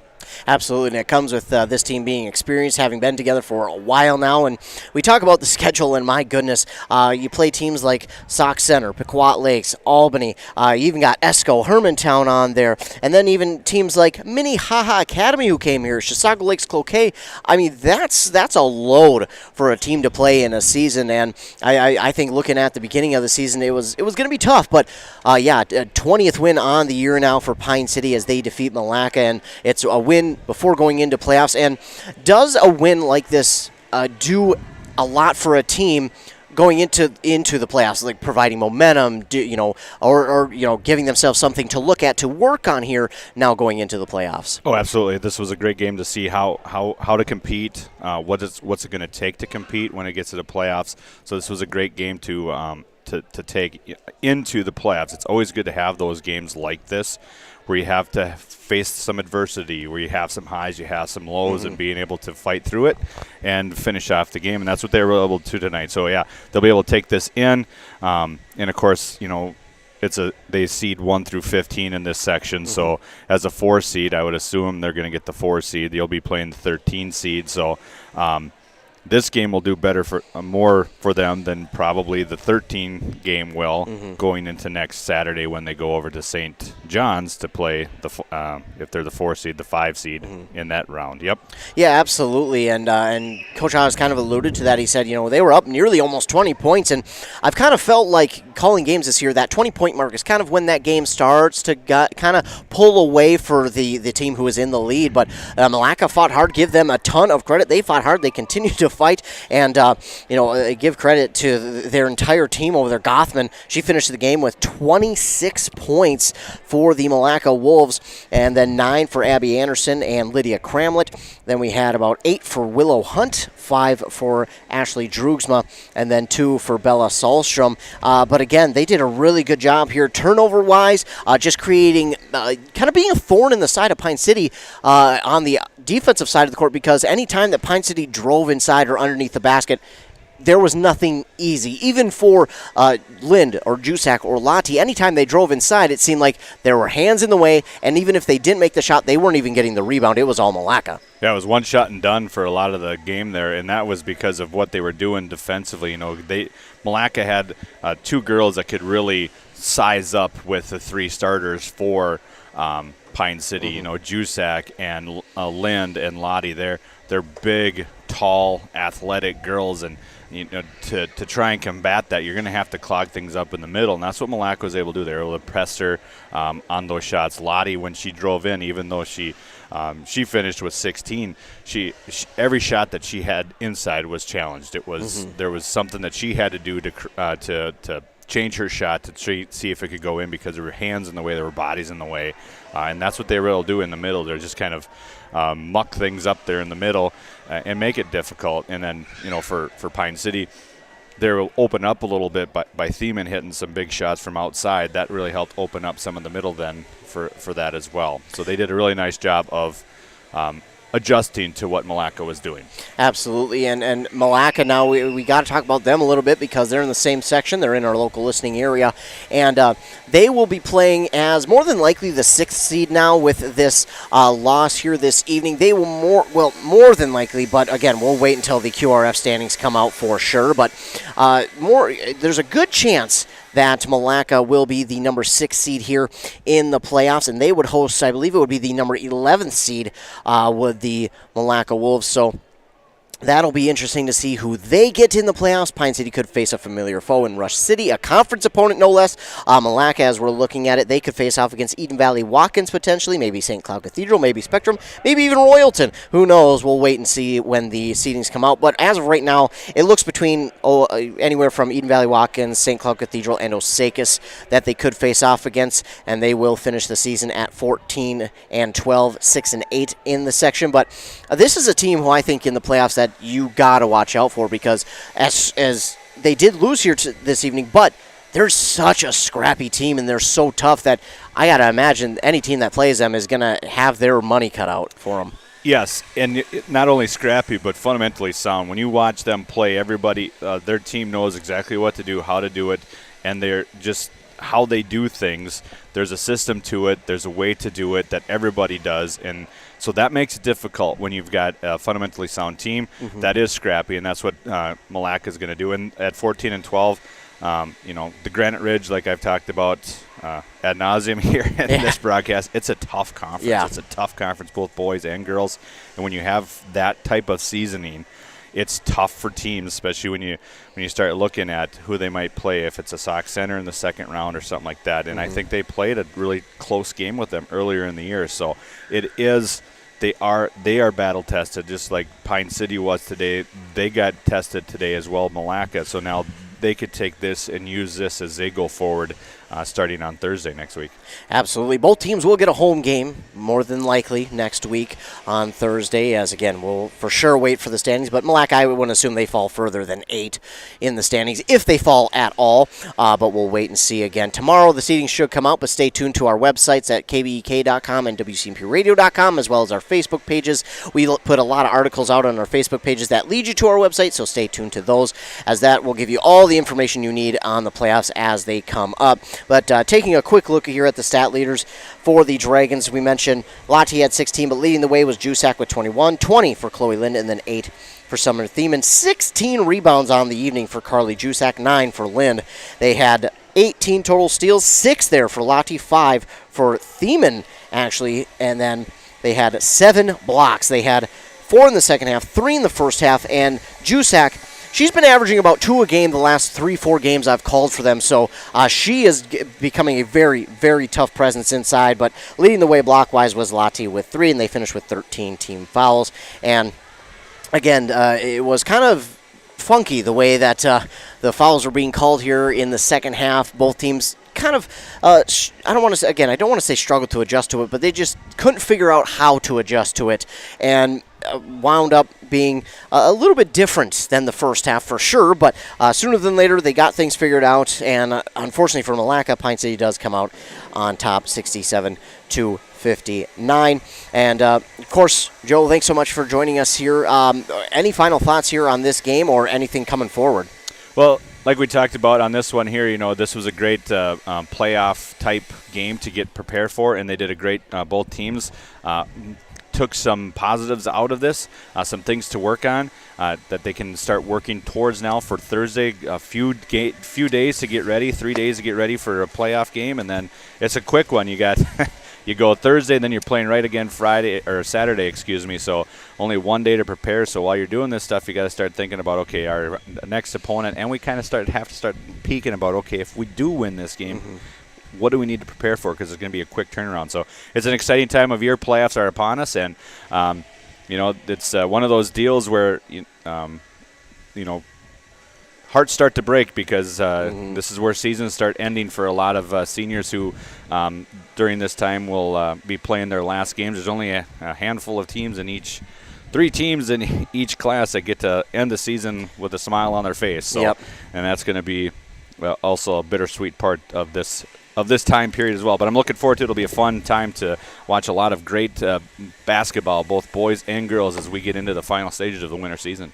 Absolutely, and that'll do it here from Pine City High School. Of course, I want to thank all of you for tuning in. If you're watching on our YouTube, be sure to like and subscribe. Hit that red subscribe button. That way you are notified anytime we go live with a local sporting event. Of course, can't thank anybody without thanking our fine sponsors who sponsored this and every other broadcast we've done this season. So thanks so much to all of our fine sponsors for sponsoring all of the broadcasts here this season. Of course, stay tuned to the morning shows for your local sports updates on 95.5 FM with Rock and Rob and Riley at 7:30 and 8:30, and on 100.9 FM with Joshua Miron at 7:45 and 8:45. We'll recap this game as well as other games in the local listening area. Again, the final is 67 Pine City, Milaca 59. For WCMP, I'm Ethan Gilman, and that is Joe Lattimore. Remember, be kind to everyone. You never know what someone is going through, and your kindness could truly make their day. The final one more time, Pine City 67, Milaca 59. For WCMP, I'm Ethan Game Day Gilman, and for KBEK, have a great rest of your night.